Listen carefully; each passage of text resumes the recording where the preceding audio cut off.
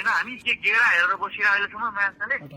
सुदन दाइले फोन गर्यो सुदन दाइले फर्काए मैले त नरम तँलाई माया गरेर फर्काउँ भने तपाईँमाथि मुद्दा हाल्छौँ यो मुद्दा र मृत्युको डर भएको भए यो यसरी बोल्ने नै थिएनौँ हामी मात्रै पत्रकारिता गरिरहेका छौँ कसै तपाईँहरूले मलाई चिन्नु भएको थियो मैले तपाईँलाई चिनेको थिएँ र टिआरपी कसलाई चाहियो अलरेडी हाम्रो यति फलोअर्स छ हामीलाई कुनै टिआरपी हामी कसैलाई भन्दैनौँ प्लिज हामीलाई यहाँ उ गर्न आएको भनेर मैले भिडियो बनाऊँ तँलाई रमाइलो हुन्छ त्यो सुदन दाइ पनि त एनजिओको सञ्चालक हो सुदन दाइको माग पनि त के सान्छ जगदीश खरेल निष्पक्ष छ ऊ सिंह पनि एकदम राम्रो मान्छे हो है महावीरपुर सुदन दाइले ल्याएको मान्छे हो विश्वासघात भएन हामी के गेडा हेरेर बसिरहेको अहिलेसम्म म्याचले सुदन दाइले फोन गर्यो सुदन दाइले फर्काए मैले त नरम तँलाई माया गरेर फर्काउँछु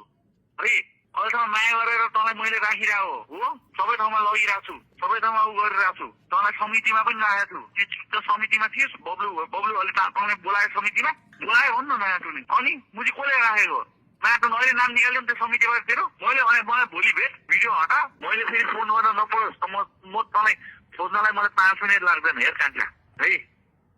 म तँलाई कहाँ आउँछस् म खोज्नलाई मलाई 5 मिनट लाग्दैन फेरि त्यहाँ आएर तेरो फोन खोजेर मैले आफै भिडियो डिलिट गर्नु नपरोस् अनि त्यसपछि मधेसी होस् पहाडी होस् जहाँसुकै होस् मलाई मतलब हुँदैन बाबु त्यो ब्युरोक्रेट्सहरूलाई पनि त मुद्दा लाग्दैछ त थाहा छैन तेरो नाममा पनि एउटा मुद्दा भोलि म पेपर पठाउँछु तेरो नामको नायकले लिएर आइज तेरो नामबाट पनि एउटा मुद्दा हालौँ है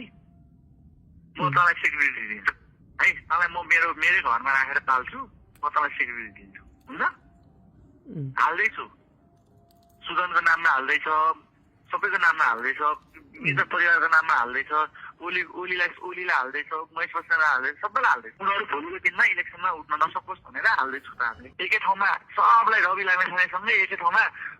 भोज खुवाउनलाई पठाउँदैछ हामी यो झन्डै 10 मिनटको भिडियो हो र 10 मिनटको भिडियोको